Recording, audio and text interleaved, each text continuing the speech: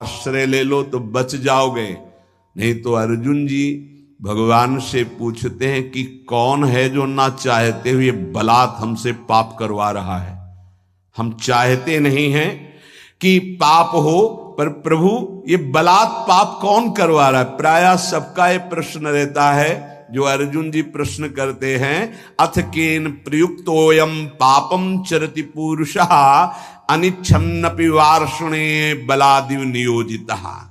हे वार्ष्णे, ये ना चाहते हुए भी जबरदस्ती जैसे कोई कर्म हमसे पाप कर्म करा ले, ये कौन कराता है। हम तो नहीं चाहते पर कराता कौन है। तो बोले विचार नहीं कर पाए इसलिए ऐसा प्रश्न होता है। बिना चाहत के कोई पाप करा ले ऐसा सृष्टि में कोई विधान ही नहीं है। हम पाप तो नहीं करना चाहते पर जिससे पाप होता है वो चाहते हैं। क्या? सुख भोग। कहां से? पर स्त्री, पर धन, नाना प्रकार के आचरण जो पाप आचरण हैं उनसे सुख चाहते, पाप नहीं करना चाहते, पर हम सुख भोगना चाहते हैं, सुख संग्रह करना चाहते हैं, इसी से पाप होते हैं। श्री भगवान से कह रहे केन प्रयुक्तोयम पापम चरति, किससे प्रेरित होकर पाप करता है। तो बोले संसार में सुख भोगने की चाहत ही पाप कराती है। देख लो इसको, जितनी भी जेल भरी है सुख भोगने की चाहत से, जितने भी नरकगामी होते सुख भोगने की चाहत से। ये सुख भोगने की चाहत, इस शरीर से सुख भोगा मिला तो है नहीं क्योंकि है नहीं वहां। इस शरीर को भोग लें, इस शरीर को, इस शरीर, इस वस्तु को, इस व्यक्ति को, इस स्थान को भटकता पूरा जीवन पापाचरण करते। मैं नहीं चाहता पाप करना, मानते हैं, लेकिन पाप का मूल जो संसार से सुख भोगने की लालसा, उसी से पाप होता है। भगवान उत्तर दे रहे, कामेश क्रोधेश रजो गुण समुद्भवः ये महासनो महापापमा विद्धेन मिहि वैरिणम। ये बड़ा भारी दुश्मन है, इसको कोई जल्दी परास्त नहीं कर पाता। ब्रह्मचर्य, गृहस्थ, वानप्रस्थ, सन्यास तभी सार्थक है जब इस दुश्मन को हरा दे, नहीं तो इस सब मिटिया मेट कर देता है।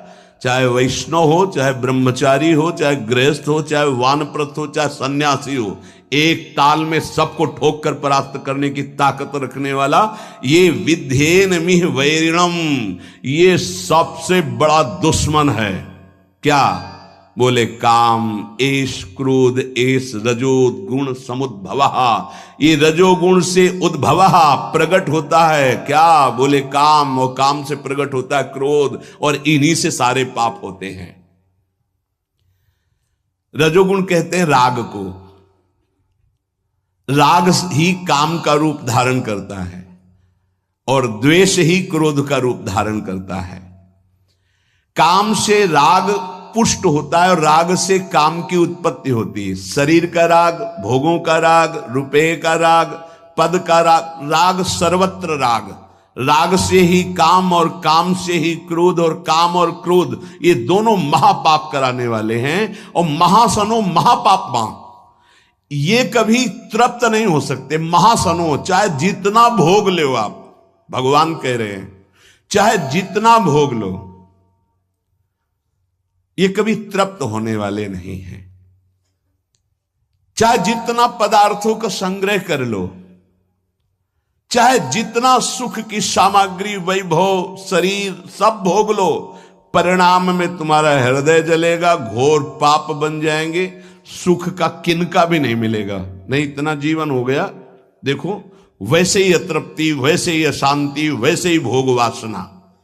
कामेश क्रोधेश, उत्पत्ति विनाशशील जड़ पदार्थों के संग्रह की इच्छा और प्रकृति रचित शरीरों के भोगने में सुख की इच्छा, यही काम है, यही काम। ये पाप कर्म का मूल है। महापाप माय, महान पापी, महान पाप कराने वाला महाशनो, कभी तृप्त ना होने वाला, काम के वशीभूत होकर के, जब उसमें बाधा पड़ती तो क्रोध के वशीभूत होकर के ये महान पाप बनते हैं। कभी दोनों से अलग अलग, कभी दोनों साथ मिलकर जीव को नष्ट किए हुए हैं पाप कर्म कराने में। 100-200 रुपया के लेन देन में झगड़ा हो गया, मार डाला। थोड़ी इंच 2 इंच जमीन के बंटवारे में मार डाला। क्रोध, कामना, वासना, उत्पत्ति विनाशील पदार्थों के भोगने से कभी तृप्ति नहीं हो सकती। इसमें बहुत सुंदर वर्णन किया कि आप नाचेन्द्रियाणाम भोगाभ्यासेन वै तृष्णम कर्तुम शक्यम कस्मात् यतो भोगाभ्यासान मनु विवर्धन्ते रागाः कौशलम चेन्द्रियाणाम तस्मादनुपायः सुखस्य भोगाभ्यासा सा खल्वयम वृश्चिक विषभीतो इवासी विषेण दष्टो यह सुखार्थी विषयाननुवासितो महति दुख पंके निमग्नो इति। जब मनुष्य के हृदय में भोग वासना जागृत होती है तो प्रथम नहीं होती, बहुत जन्मों की वो है, अभ्यास उसका है। भोगाभ्यास के स्कूल कहीं नहीं है, शिक्षण प्रशिक्षण इसका नहीं होता। भोगाभ्यास पूर्व से, जैसे रसेंद्री का भोग, तो बच्चा पैदा हुआ, किसी ने शिक्षा नहीं दी, मां का वक्षा स्थल स्तन लगाया गया, पीना शुरू कर दिया। दूध की बोतल लगाई गई, किसने सिखाया है?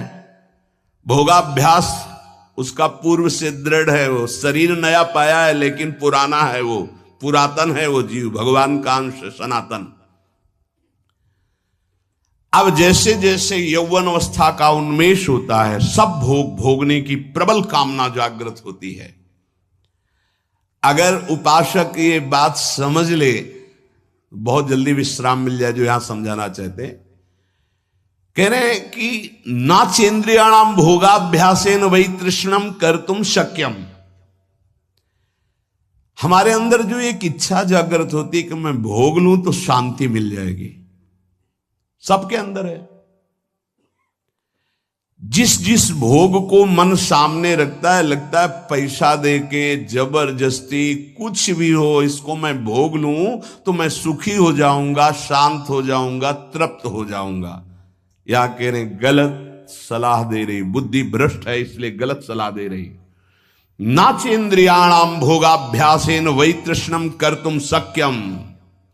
ये इंद्रियों का भोग कभी तुम्हारी तृष्णा को शांति प्रदान कर ही नहीं सकता। अगर धर्म पूर्वक काम का भोग किया जाए तो वैराग्य दृढ़ हो जाएगा। इसीलिए धर्म की मर्यादा के अंतर्गत भोग को, काम को भगवान ने अपना स्वरूप कहा है विभूतियों में। धर्म पूर्वक काम का सेवन सृष्टि संचालन के लिए धर्म पूर्वक, शास्त्र मर्यादा के अनुसार। ये जो आज चल रहा है ना, ये पहले कभी नहीं था। बड़ी मर्यादाएं, जिसका उपहास किया जाता है ना मर्यादाओं का, उन्हीं मर्यादाओं में सुरक्षित थे। पूर्व की मर्यादाओं को, धर्म मर्यादाओं को, शास्त्र मर्यादाओं को आज के बच्चे उपहास करते हैं। ए पुराने जमाने के, ऐसे कह के, ए पुरानी बातों को रखने वाले। नहीं नहीं, आपका जीवन बड़ा नवीन, उत्तम और स्मृतिवान, राष्ट्र सेवक, भगवत भक्त और महान उन्नति के लायक आप हो जाएंगे यदि आप पुरानी बात को समझेंगे। पुरानी माने पुरातन, पुरातन माने सनातन, सनातन माने समस्त शास्त्र सम्मत बात। नवीन नवीन बच्चे नवीन नवीन अवस्था में जब ये अभ्यास, पूर्वाभ्यास भोगों का जागृत होता है तो ये हमको शिक्षा देता है अंदर से गलत। अगर भोग लूं तो शांति मिल जाएगी, भोग लूं तो प्रसन्नता मिल जाएगी, सुख मिल जाएगा। शास्त्र कहता है न चेन्द्रियाणाम भोगाभ्यासेन वै तृष्णम कर्तुम शक्यम। आज आदर्श शास्त्र नहीं रखे जा रहे, आदर्श ब्रह्म ऋषि नहीं है, आज आदर्श विदेशी सिद्धांत है। भोगाभ्यास, विलासिता, मनमानी आचरण। नहीं नहीं भाई, ये गंगा यमुना का परम पावन भगवद अवतारों से परम पवित्र भारत देश है। यहां धर्म प्रधान और मोक्ष पदवी प्राप्त करना केवल इसी क्षेत्र में है और नहीं है। ध्यान रखना, ये भारत भूमि का विधान केवल है, अन्यत्र तो भोगाभ्यास है, यहां योगाभ्यास है। अंदर अपनी इंद्रियों का दमन करके, मन का दमन करके परमात्मा आनंद में मगन होने वाला ये भूमि यहां की शिक्षा देती, यहां के ब्रह्म ऋषियों की ये शिक्षा है। ये भ्रम हटा दीजिए, ये महाबैरी महापापी कभी ना घाने वाला काम हमारी बुद्धि को भ्रष्ट करके प्रेरणा देता है। इसे भोग लूं, ये सुंदर, इसे भोग लूं, ये वस्तु भोग लूं, ये व्यक्ति भोग लूं। भोग लो, कितनी बार मर चुके हो भोग भोग के, इस बार भी मर जाओगे, कुछ हाथ नहीं लगने वाला। देख लो, अनंत बार भोग चुके, अनंत बार क्या क्या नहीं बने होंगे, क्या क्या नहीं भोगे होंगे। इसी जन्म में देख लो क्या क्या नहीं भोग रहे हो, क्या क्या नहीं भोग लिया। क्या है आपके पास? शास्त्र की आज्ञा मानोगे तो सुखी, शांत और महान बन जाओगे। ना चेन्द्रियाणाम भोगाभ्यासेन वैतृष्णम कर्तुम सक्यम। नहीं सामर्थ्य है इंद्रियों की कि तुम्हें भोग में वो शांति प्रदान कर दे, नहीं है। त्यागात् शांतिरनंतरम। अधर्म पूर्वक भोगा हुआ भोग तृष्णा को बढ़ाकर नरकगामी बना देता है। अशांत चित्त, घोर दुख में जीवन। क्या समझते हो? तुम्हारा अविनाशी शरीर है, कर लो मनमानी। अभी गांठ दर्द, कमर दर्द, आंखों से दिखना कम, चक्कर आ, न जाने कितनी कमियां पैदा हो जाएंगी। गृहस्थी लायक नहीं रहोगे, संसार की सेवा लायक नहीं रहोगे। करो भोगाभ्यास, करो मनमानी आचरण, तो खुद देख लो तुम्हारा स्वभाव क्या होता है, तुम्हारा प्रभाव क्या होता है उस कर्म का। आगे खुद देख लीजिएगा। अब सावधानी की बात करें। यतो भोगाभ्यास मनु विवर्धन्ते रागाहा कौशलम चेन्द्रियाणाम। अब जैसे जैसे वो भोग भोगने में युक्त होता है तो उसकी इंद्रियां भोगाभ्यास के कला कौशल से प्रवीण होती हैं। शास्त्र है, यतो भोगाभ्यास मनु विवर्धन्ते रागाहा कौशलम चेन्द्रियाणाम। ऐसे भोगा, वैसे भोगेंगे, ऐसे भोगेंगे, ऐसे भोगेंगे, ऐसे सुखी हो जाएंगे। वहां चल के वो भोगा शक्ति, विषया शक्ति उसकी प्रबल होती चली जाती और अशांति, भोग की चाह प्रबल होती चली जाती है। चला था कि भोग लेंगे तो शांति मिल जाएगी, हो गया उल्टा। तस्माद अनुपाया सुख से भोगाभ्यासा। सुख की खोज चलने वृत्ति आई थी कि चलो भोग भोगेंगे और सुखी हो जाएंगे। कहां? वही तृष्णम कर्तुम शक्यम। तृष्णा बढ़ गई, इसकी सामर्थ्य है भोग की, वो शांति प्रदान कर सके। न जातु कामः कामानाम उपभोगेन शाम्यति हविषा कृष्ण वर्तमेव भूय एवाभिवर्धते। जो भोगों की लालसा करके भोगों के भोगने में लगा हुआ और सोचता है कि शांति मिल जाएगी, तो ऐसे जैसे अग्नि को सुहाती हुई घी की आहुति दो, कभी वो अग्नि बुझेगी, बढ़ती चली जाएगी। हविषा कृष्ण वर्त में वो भूये एवाभिवर्धते। वो कामाग्नि प्रचंड ज्वाला रूप रख लेगी और भयंकर पाप कराएगी जो तुम सोच भी नहीं सकते, वो तुमसे सोचवाएगी और वो करवाएगी। ये पाप प्रवृत्ति काम के द्वारा। हुआ क्या? बोले सा खलवयम वृश्चिक विष भीतम इवासी विषेण दष्टो यह सुखार्थी विषयानुवासितो महत दुख पंके निमग्न इति। बीछी के डंक के जहर से बचने के लिए विषधर कोबरा के मुख में हाथ डाल दिया। उल्टा हो गया। क्या? हृदय में पहले जलन हुई थी भोग वासना की, तो उसको तो सह नहीं पाया, ये था बीछी के डंक का जहर। और भोग भोगने में उतर गया तो बोले कोबरा के मुख में हाथ डाल दिया, भारी विष धर के आप तो जहर चढ़ गया। पता नहीं कितने जन्मों में उतरेगा जहर ये भोग वासना का। इसलिए महति दुख पंके निमग्ने, वेश्यान वासितो महति दुख पंके, महत दुख में फंस गया। पंक माने कीचड़, महत दुख में फंस गया, वो निकलना बड़ा कठिन। ये दलदल है भोग वासना का, इससे निकलना बड़ा कठिन है। गुरु कृपा से निकल चुके हो तो पीछे कदम मत बढ़ाना। तुम्हें दिखाई दे रहा है बड़ा कोमल भूमि, नीचे इतना दलदल है कि निकल नहीं पाओगे। श्री भगवान कह रहे हैं कामना की पूर्ति से लोभ उत्पन्न होता है। जिम प्रति लाभ लोभ अधिकाई, आज ये भोग भोग लिया बड़े खुशी हो गए, अब ये भोग भोगेंगे, ये भोग भोगेंगे। ये पता नहीं कि ये कर्म इतने बलवान होते जा रहे हैं। जो हमारे कर्म हैं ये हमें विध्वंस कर देंगे, भोगने लायक नहीं रखेंगे। समय देख लेना, जब समय आएगा दंड देने के लिए, आप लोग देखते हुए भी नहीं देखते हैं। संसार में सब देख रहे हैं फिर भी आप नहीं देखते हैं, अंधे बन रहे हैं, विवेक शून्य है। इसलिए कर्म का क्या दंड मिल रहा है आप देख रहे हैं।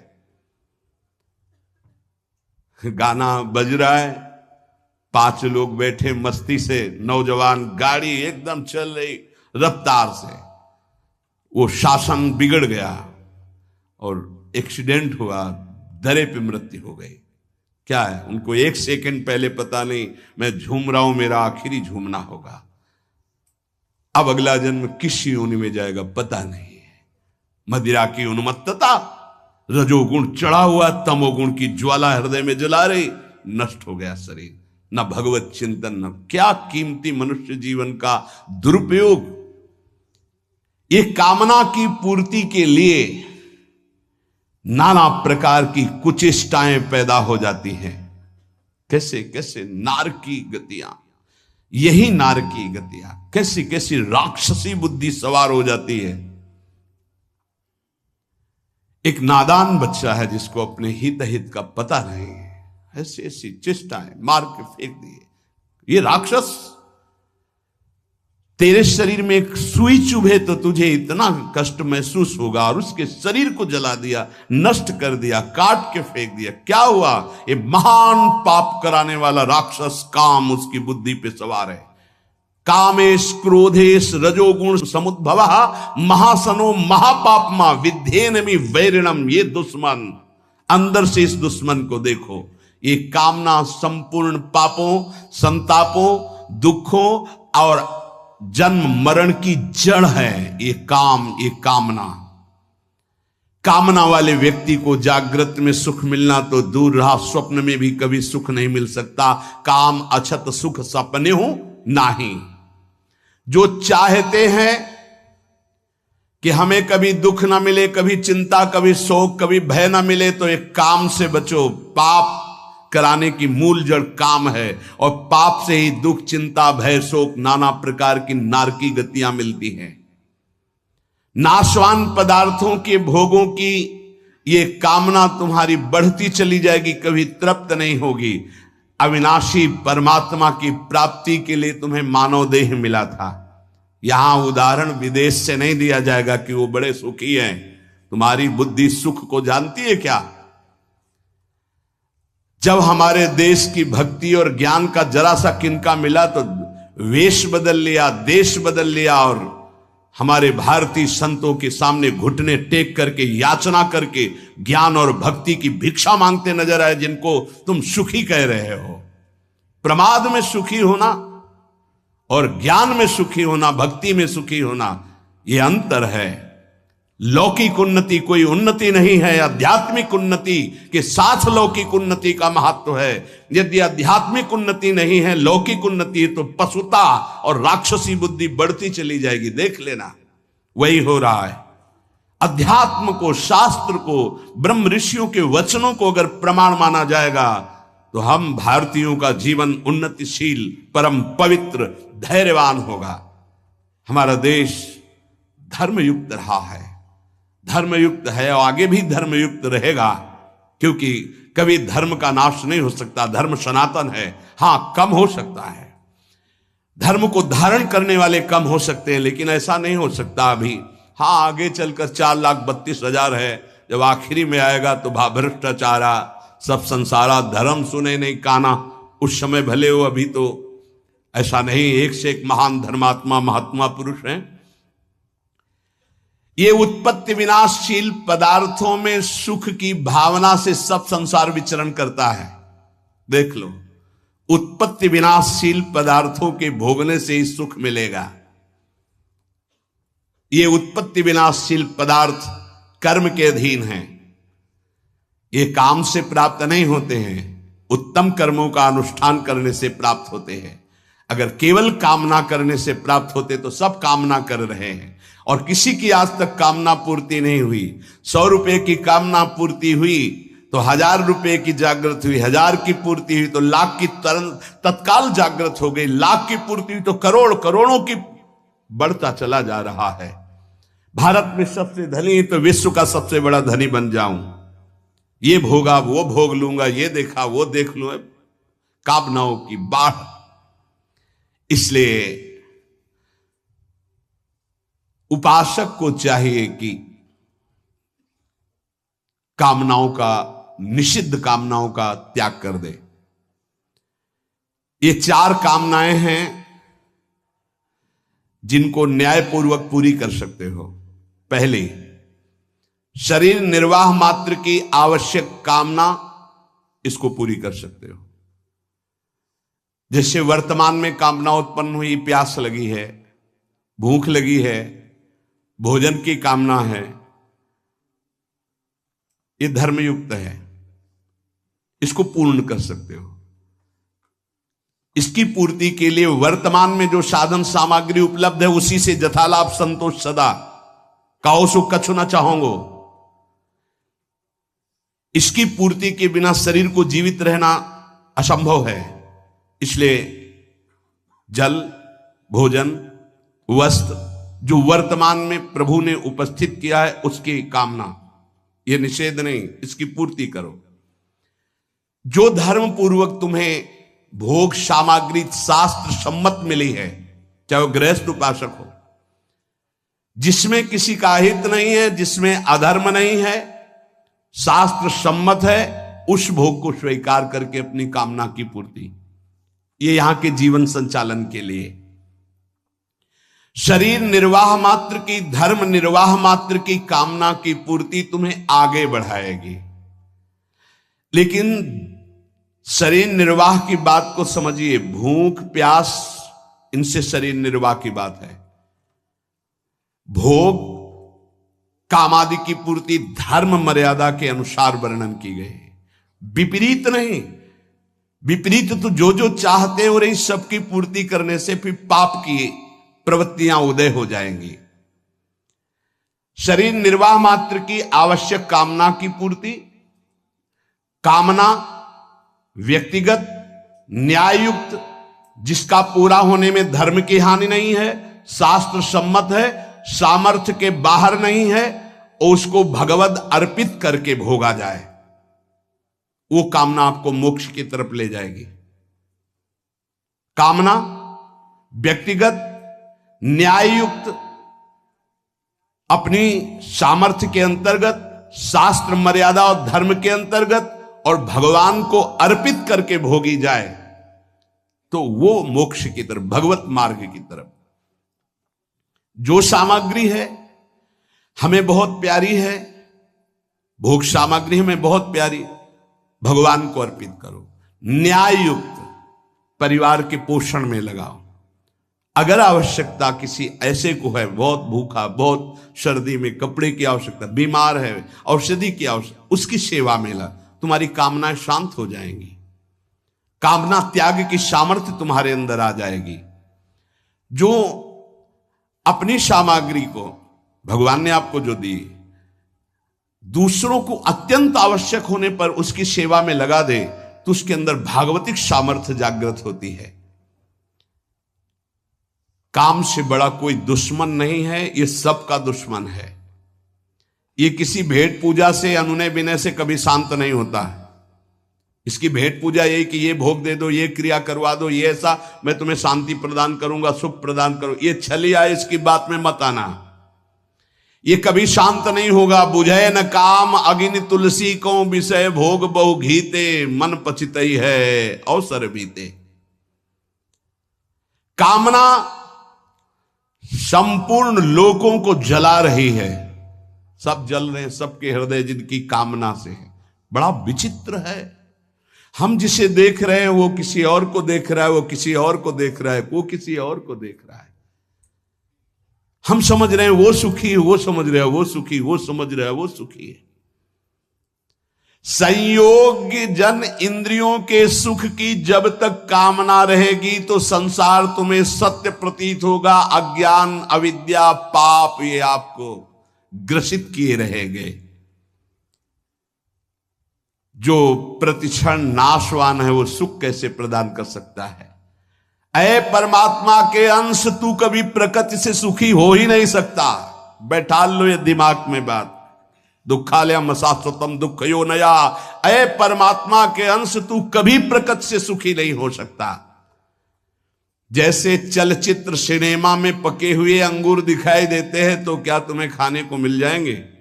तो बोले वो तो मिलेंगे नहीं, चित्र के है। ऐसे इस चित्र के भोगने से तेरे को कभी शांति मिल सकती? भोग के साफ संसार देख रहा है, क्या शांति मिली? और तृष्णा और भोगने की इच्छा।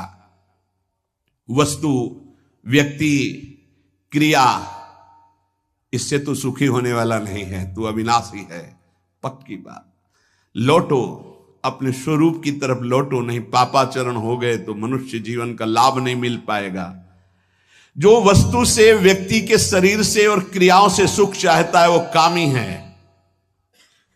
और कामी पुरुष में अनंत दोष, अनंत विकार, अनंत पाप उससे होते ही रहते हैं। जब तक मनुष्य के अंदर काम है वो कामी है, तब तक निर्दोष, निर्विकार, निष्पाप अपने स्वरूप को झांक भी नहीं सकता है। अपने स्वरूप को वो इस शरीर को भोगने की, शरीर सुख सामग्री की, बस इसी की चिंता में पूरा जीवन निकाल देगी। इतने रुपए प्रॉफिट होने लगी रोज, अब इतने होगी, इससे ये खरीदूंगा, इससे ये भोगूंगा, ये इसके लिए जमा करूंगा, वो उसके लिए जमा करूंगा। सोचते सोचते मर जाता है और जिस लिए आया था वो कार्य पूरा नहीं कर पाता। निरंतर भगवदाकार मंत्राकार वृत्ति। कर्म तीन प्रकार के होते हैं, इष्ट, अनिष्ट और मिश्र।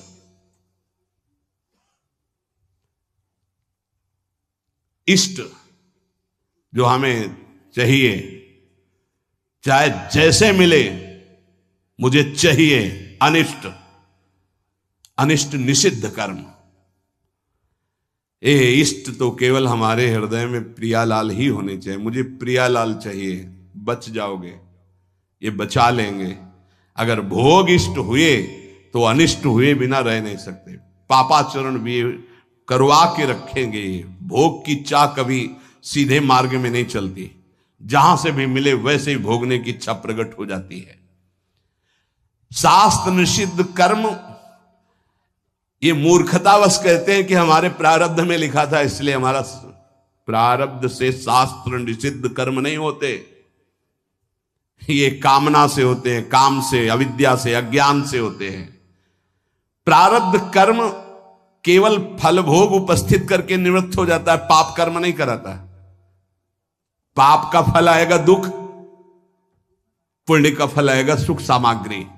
वो तुमसे पाप कर्म नहीं कराएगा।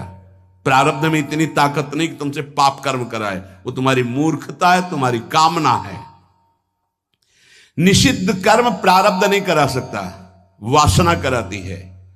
प्रारब्ध का फल भोग पीछे जो निषिद्ध हुआ है उसका दुख आएगा, जो पुण्य हुआ है उसका सुख आएगा, लौकिक सामग्री, लौकिक उन्नति। पाप कर्म प्रारब्ध नहीं कराता। ये जो लोग कहते हैं ना कि ऐसा हमारे भाग्य में लिखा था, तो काल ही कर्म ईश्वर मिथ्या दोष लगाए। रजोगुण से एक राग काम पैदा होता है और पापों का खेल शुरू हो जाता है।